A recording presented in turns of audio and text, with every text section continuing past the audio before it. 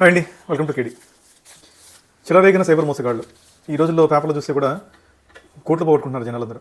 ఈ digital frauds, digital అరెస్టులు, cyber మోసాలు, సైబర్ క్రైమ్. ఇక జరిగింది ఏంటంటే 15 కోట్లకు వంచిన సైబర్ మోసగాళ్ళు మరోసారి విజృంభించారు.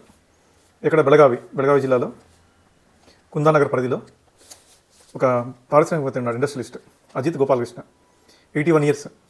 వాళ్ళు ఫోన్ చేసి ఈ క్రిమినల్స్, మేము సిబిఐ డైరెక్టర్ మాట్లాడుతున్నాను, మీ గురించి మీ బ్యాంక్ ఖాతా చెక్ చేసాము, దాంట్లో చాలా ఇల్లీగల్ ట్రాన్సాక్షన్స్ జరిగినాయి, అక్రమ నగదు లావాదేవీలు జరుగుతున్నాయని బెదిరించారు.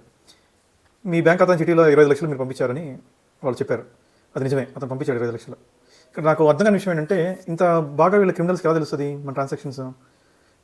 బ్యాంక్స్లో ఎవరైనా లీక్ చేస్తారా, ఇంకేమన్నా సోర్సెస్ ఉన్నాయి వాళ్ళకి ఇన్ఫర్మేషన్ తెలియడానికి? అదొకటి. ఇలా చెప్పగానే ఏమైందంటే మనం జనరల్గా నిజమే నమ్మేస్తాం, అది పెద్ద డేంజర్.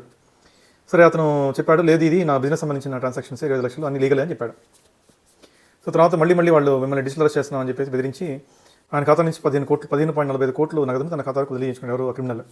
తన మోసపోయిన ఆలస్యం గురించి బాధితుడు ఇటీవల వచ్చిన ఫిర్యాదుతో సైబర్ ఠాణా పోలీసులు దర్యాప్తు చేపట్టారు. సో తర్వాత తెలిసిన అతనికి, వాళ్ళ తర్వాత కాల్ చేయలేదు కాబట్టి ఇంకా అర్థమైపోయి పోలీస్ స్టేషన్లో కంప్లైంట్ ఇచ్చాడు. సో ఇంకోటి ఏంటంటే, వృద్ధుడికి మహామోసం. మైసూరులో జరిగింది ఇది. ఒకళ్ళు ఫోన్ చేసి ఏం చెప్పారంటే, మీరు మహిళలకు ఫోన్ చేసి అనుచితంగా ప్రవర్తిస్తున్నారు, ఇంప్రాపర్గా బిహేవ్ చేస్తున్నారు లేడీస్తో. ముంబై క్రైమ్ బ్రాంచ్ పోలీసులో మీ మీద కేసు నమోదైంది. మీ బ్యాంక్ ఖాతా నుంచి పెద్ద మొత్తం నగదును అసాంఘిక శక్తులు బదిలీ చేస్తున్నారు, మిమ్మల్ని హౌస్ అరెస్ట్ చేస్తున్నామని అన్నారు. అతను 78 years. మిమ్మల్ని అరెస్ట్ చేసిన పోలీసు వచ్చేంత వరకు ఇల్లు విడిచి ఎక్కడికి వెళ్ళకూడదని చెప్పారు. ఎవరితో సంప్రదించకూడదని బెదిరించారు. సో మార్చి 13 నుంచి 17 వరకు ఈ పెద్ద ఆయన, 78 ఏళ్ళు అయినా, దశల వారీగా 8 లక్షలు వాళ్ళకి క్రిమినల్స్కి పంపించాడు. ఎవరైతే రిటైర్ అవుతారో వాళ్ళ దగ్గర పిఎఫ్ అయ్యి వచ్చి ఉంటాయి కాబట్టి, వాళ్ళ సేవింగ్స్ అంతా ఉంటాయి కాబట్టి వాళ్ళని టార్గెట్ చేస్తున్నారు. ఈ ఆన్లైన్ ట్రేడింగ్లో దింపటం ఇట్లాంటివన్నీ జరుగుతున్నాయి. ఎందుకు వీళ్ళు అంటే, ఈ ముసలి ఒక ఏజ్ తర్వాత వలనరబుల్, వాళ్ళు ఈజీగా టోకరా వేసి వాళ్ళకి, అంటే వాళ్ళ టెక్నాలజీ అంత అప్డేట్ అయి ఉండరు. సో ఇప్పుడు ఎంతోమంది చెప్తున్నారు, టీవీలో కూడా యాడ్స్ కూడా వేస్తున్నారు, ఇట్లా డిజిటల్ అరెస్ట్ అనే కాన్సెప్టే లేదు, సిబిఐ ఎప్పుడు అట్లా చేయదు, ఏసీబీ ఎవరు చేయరు అట్లా డిజిటల్ అరెస్ట్ అని క్లియర్ చెప్తున్నారు. అయినా కూడా మోసపోతూనే ఉన్నారు. ఎస్పెషల్లీ ఏజ్డ్ పీపుల్కి ఏమంటే, అరే వాళ్ళకి ఏమంటే కనెక్షన్ ఉండదు, కొడుకులతో, పిల్లలతో, మనవాళ్ళతో అంత కాంటాక్ట్స్ ఉండవు. ఎందుకంటే ఎవరి లైఫ్ వాళ్ళు బిజీగా ఉంటారు, దూరంగా ఉంటారు, చెప్పేంత చనువు ఉండదు, ఇంటిమసీ ఉండదు. సో ఇప్పుడు ఏమవుతుంది, వీళ్ళు ఇలాంటి కాల్స్ వచ్చినప్పుడు పర్సనల్గా ప్రైవేట్గా లోన్లీగా ఉంటారు.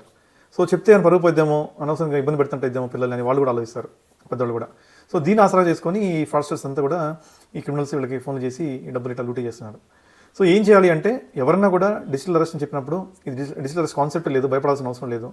ఇమీడియట్గా మీ ఫ్రెండ్స్ కానీ, మీ పిల్లలు కానీ, మీ కొడుకు, కూతురు, మనవాళ్ళు ఎవరన్నా కానీ మీరు చెప్పండి, మా అబ్బాయితో మాట్లాడి చెప్తామని చెప్పి, మా మనవాడితో మాట్లాడి చెప్తామని. ఇలా కాన్సెప్ట్ లేదు. ఇలా మనం తప్పు చేయంత భయపడాల్సిన అవసరం లేదు కదా.